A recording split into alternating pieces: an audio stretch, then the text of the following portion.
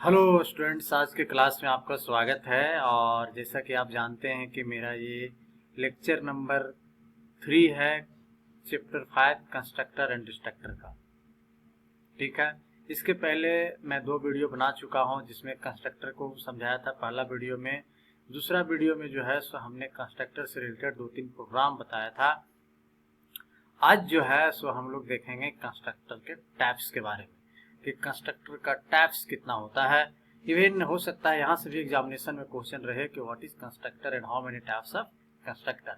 तो कंस्ट्रक्टर का जो भी टाइप्स होता है अभी जो है सो हम पढ़ने वाले हैं। ठीक है, तो सबसे पहले आपसे मैं ये चीज एक बात कहूँगा कि कंस्ट्रक्टर का टाइप्स समझने से पहले आप कंस्ट्रक्टर को बढ़िया से समझ लीजिए पढ़ करके। कंस्ट्रक्टर से रिलेटेड 2-3 प्रोग्राम जो है सो आप कर लीजिए, तब आपको टाइप्स ऑफ कंस्ट्रक्टर जो है सो बहुत बढ़िया से समझ में आने वाला है। तो चलिए हम मूव करते हैं टाइप्स ऑफ कंस्ट्रक्टर के बारे में। और हम जो है सो यहाँ पे बेसिकली जो है सो देखेंगे कंस्ट्रक्टर का 3 टाइप्स। हाँ, टाइप्स ऑफ कंस्ट्रक्टर में there are following types of constructor. पहला है डिफॉल्ट कंस्ट्रक्टर, दूसरा है आपका पैरामीटराइज कंस्ट्रक्टर और तीसरा है कॉपी कंस्ट्रक्टर। कंस्ट्रक्टर का 3 प्रकार होता है। सबसे पहले जो है हम लोग देखेंगे कॉपी कंस्ट्रक्टर के बारे में, डिफॉल्ट कंस्ट्रक्टर के बारे में। डिफॉल्ट कंस्ट्रक्टर क्या होता है? बोलता है default constructor are those constructor that does not contain any parameter inside the constructor is called default constructor.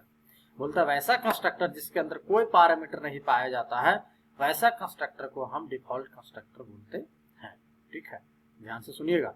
Parameter किसको कहते हैं इसके बारे में जो है तो जब हम लोग फंक्शन पढ़ रहे थे, फंक्शन नाम का टॉपिक पढ़ रहे थे, तब वहां पे जो है सर हम लोगों ने पढ़ा था कि पैरामीटर किसको कहते हैं। हम आपको एक बार फिर से समझा देते हैं पैरामीटर किसको कहते हैं। सपोज एग्जांपल, हम एक फंक्शन बनाते हैं। सपोज सन्नी नाम का एक फंक्शन बनाए। देखिए, हमने एक फंक्शन बनाया। फंक्शन को हम पहचानते हैं कि कोई भी चीज लिखते हैं उसके बगल में अगर स्मॉल ब्रैकेट पेयर में है तो C++ में इसको क्या बोलते हैं? फंक्शन बोलते हैं। अब इस फंक्शन के अंदर, ये फंक्शन के अंदर अगर हम कुछ लिखते हैं यानी कुछ वेरिएबल बनाते हैं तो ये एक पैरामीटर कहलाएगा, यानी ये पैरामीटराइज फंक्शन कहलाएगा। ठीक है, इसके अंदर वैल्यू भी हो सकता है, वेरिएबल भी हो सकता है। ठीक है, फंक्शन और फंक्शन ओवरलोडिंग का जब मेरा चैप्टर चल रहा था तो इसके बारे में जो है हमने वहां स्टडी किया था। आप एक बार जो है पीछे जाकर के फंक्शन और फंक्शन ओवरलोडिंग का चैप्टर एक बार रिवीजन कर लीजिएगा तो हो सकता है कि आपको बहुत ज्यादा अच्छे से समझ में आएगा। तो फंक्शन के अंदर कोई जब हम पैरामीटर लिखते हैं तो यानी कि वेरिएबल तो वैल्यू लिखते हैं तो वो पैरामीटर कहलाता है। तो यहाँ पे हम देखने वाले ये हैं कि जो हम कंस्ट्रक्टर बनाएंगे उसके अंदर जो है सो पैरामीटर पास होगा कि नहीं होगा। तो अगर उस कंस्ट्रक्टर के अंदर पैरामीटर कोई पैरामीटर नहीं रहता है, ठीक है, तो हम उसको डिफॉल्ट कंस्ट्रक्टर बोलते हैं। और इसके पहले कंस्ट्रक्टर से रिलेटेड जो भी हम लोगों ने प्रोग्राम बनाया वो सब डिफॉल्ट कंस्ट्रक्टर ही था एक तरीके से। ठीक है, तो डिफॉल्ट कंस्ट्रक्टर को एक बार फिर से समझ लीजिए। वैसा कंस्ट्रक्टर जिसके अंदर कोई पैरामीटर नहीं होता है। देखिए यहाँ पे हम प्रोग्राम बना रहे हैं, write a program to display addition of 2 number using default constructor. Default constructor बोलो तो सिंपल कंस्ट्रक्टर जो इसके पहले प्रोग्राम बनाए हैं दोनों का दोनों सेम है। तो इसमें क्या किया है, एक क्लास बनाए हैं और इसके अंदर डाटा मेंबर लिए हैं, मेंबर फंक्शन लिए हैं। मेंबर फंक्शन में सेम नाम हम ले लिए जो क्लास का नाम है, तो ये मेरा कंस्ट्रक्टर हो गया, डिफॉल्ट कंस्ट्रक्टर हो गया। ठीक है, कंस्ट्रक्टर बोलो तो डिफॉल्ट कंस्ट्रक्टर बोलो, दोनों मिला जुला करके बराबर है, क्योंकि हर कंस्ट्रक्टर का प्रोग्राम में एक डिफॉल्ट कंस्ट्रक्टर होता है। ठीक है, यानी कंस्ट्रक्टर का प्रोग्राम अगर हम बना लेते हैं तो हम कह सकते हैं कि इसके अंदर एक डिफॉल्ट कंस्ट्रक्टर है। तो फिर देखिए हम वेरिएबल का अपना वैल्यू ले लिए हैं और x+y कर दिए हैं हम, क्योंकि हमको एडिशन करना था 2 नंबर का। ठीक है, उसके बाद आउटपुट फंक्शन लिए हैं और उसके बाद इसके अंदर इसको हम सम करवा दिए हैं, यानी जो भी मेरा यहाँ 2 नंबर यानी 20 + 30 होता वो जो है यहाँ पे सम होकर के हो जाएगा। उसके बाद void main फंक्शन है जिसके अंदर हम ऑब्जेक्ट बनाए हैं ऑल्टेक क्लास का, और ये उस ऑब्जेक्ट के नाम से हम जो है सो मेंबर फंक्शन को कॉल करते हैं। तो यहाँ एक ही मेंबर फंक्शन कॉल होगा, ऑल्टेक तो कॉल होगा नहीं क्योंकि ये कंस्ट्रक्टर है। और जब ये कंस्ट्रक्टर है तो इसको कॉल करने की जरूरत नहीं है, यहाँ पे ऑटोमेटिकली कॉल हो ही जाएगा, हो जाएगा, वो हमको दिखेगा नहीं। उसके बाद है मेरा पैरामीटराइज कंस्ट्रक्टर। पैरामीटराइज कंस्ट्रक्टर के नाम से पता चल रहा है कि वैसा कंस्ट्रक्टर जिसके अंदर कुछ पैरामीटर होगा, है ना, पैरामीटर जिसके अंदर होगा। यानी इसका डिफिनेशन क्या है कि parameterize constructor are those constructor that contain parameter inside the constructor is called parameterize constructor. यानी यहाँ पे हम कंस्ट्रक्टर के अंदर पैरामीटर पास करने वाले हैं।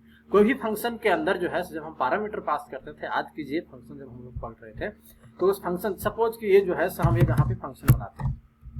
सपोज कि हम यहाँ पे एक सनी नाम का जो है सो फंक्शन है, हाँ समझिएगा, अभी हम लोग फंक्शन पढ़ रहे हैं, सनी नाम का यहाँ पे फंक्शन है, तो ये भी एक फंक्शन है, लेकिन इसके अंदर जो है अगर हम कोई पैरामीटर डाल देंगे तो ये जो है अब पैरामीटराइज फंक्शन कहलाएगा। कैसा फंक्शन कहलाएगा? पैरामीटराइज फंक्शन कहलाएगा। तो यहाँ पर उसी तरह से हम लोग कंस्ट्रक्टर के अंदर जो है जब पैरामीटर पास करेंगे तो पैरामीटराइज कंस्ट्रक्टर कहलाएगा। ठीक है, तो बहुत सिंपल सा डिफिनेशन है कि किसी भी कंस्ट्रक्टर के अंदर अगर हम उसके अंदर पैरामीटर पास करते हैं तो पैरामीटराइज कंस्ट्रक्टर कहलाता है।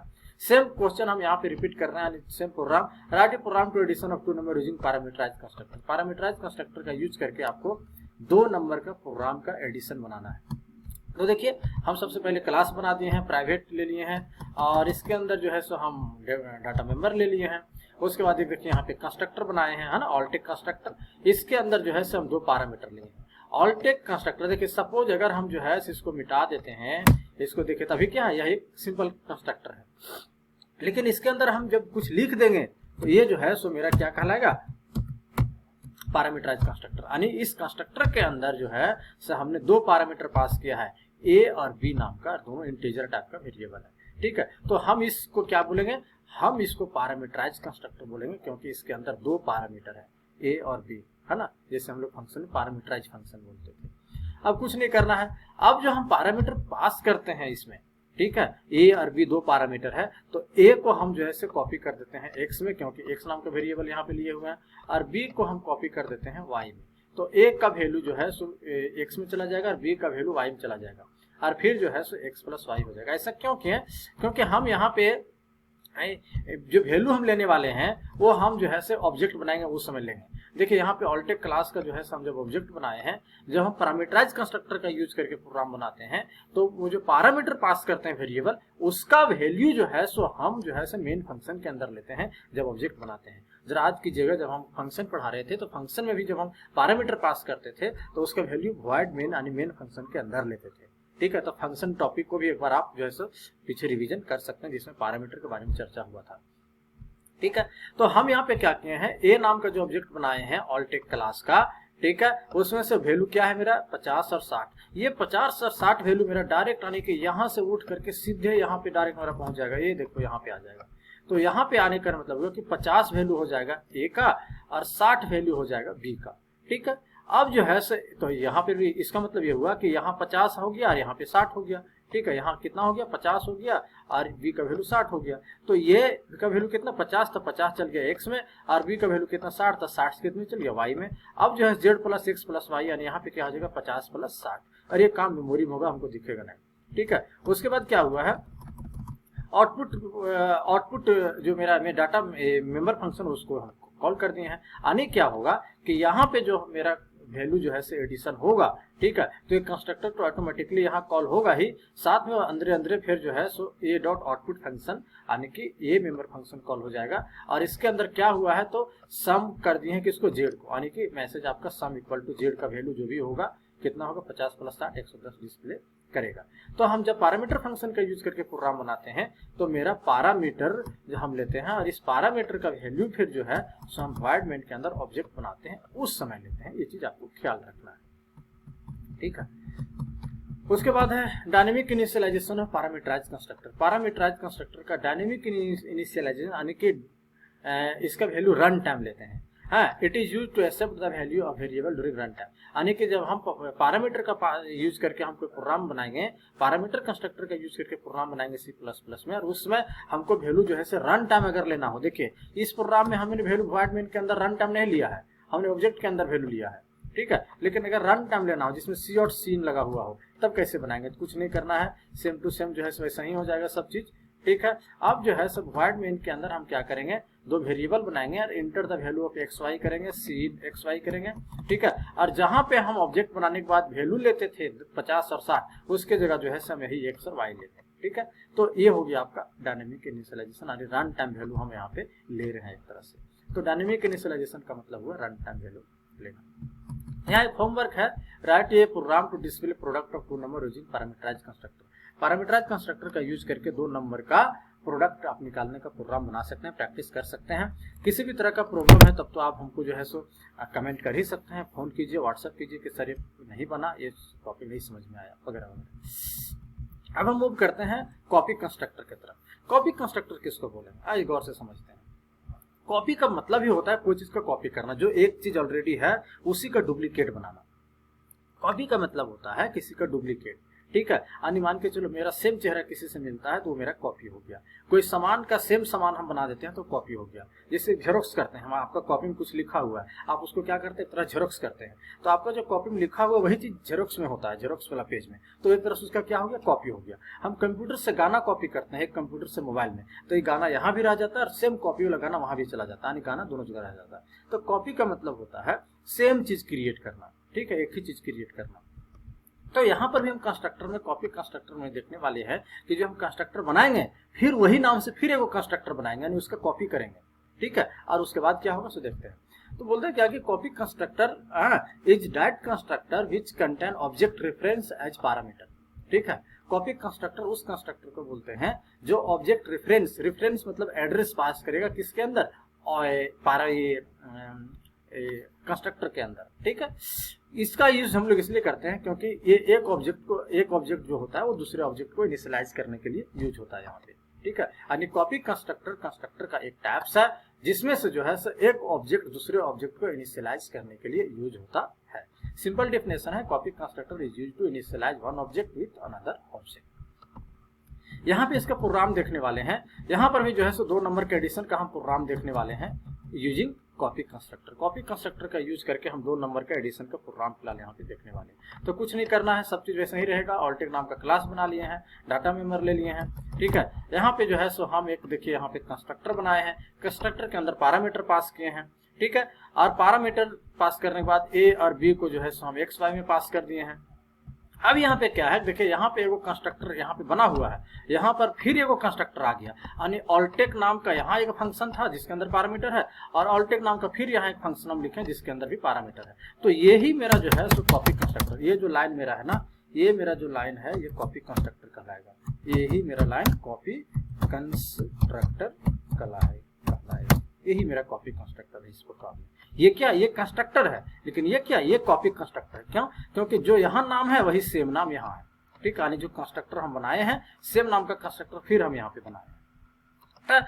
इसमें क्या करते हैं, एक तो इसका वैल्यू तो हम जो है कॉपी कर दिए एक्स वाई में। अब इसमें क्या करते हैं कॉपी कंस्ट्रक्टर में कि कंस्ट्रक्टर लिखते हैं, उसके बाद क्लास का नाम लिखते हैं और एक रेफरेंस वेरिएबल बनाते हैं। रेफरेंस वेरिएबल उस वेरिएबल को बोलते हैं जिसके अंदर एड्रेस लगा हुआ होता है, ठीक है।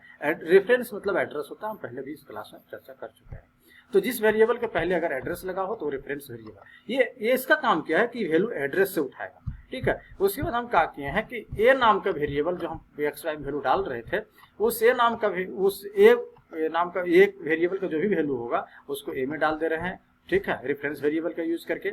और बी का वैल्यू जो होगा उसको भी हम रेफरेंस वेरिएबल का यूज करके बी में डाल दे रहे हैं। अनेक तरह से मेरा यहाँ पे वैल्यू क्या हो रहा है, कॉपी हो रहा है, ठीक है, कॉपी हो रहा है, डुप्लीकेट बन रहा है।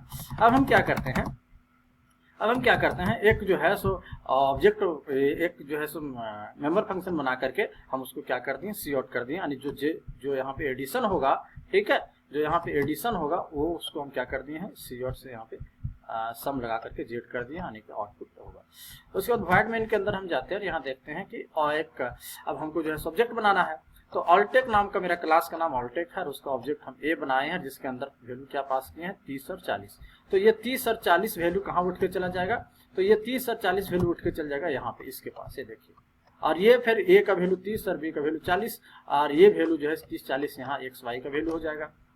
उसके बाद क्या कर रहे हैं, ठीक है, वही वैल्यू फिर जो है सो यहाँ पर भी कॉपी होगा। उसके बाद हम यहाँ पे क्या किए हैं कि ऑल्टेक नाम का जो है सो फिर एक ऑब्जेक्ट बनाए हैं बी, ठीक है, और बी में जो है सो ए नाम के ऑब्जेक्ट को यहाँ पे कॉपी कर दिए हैं।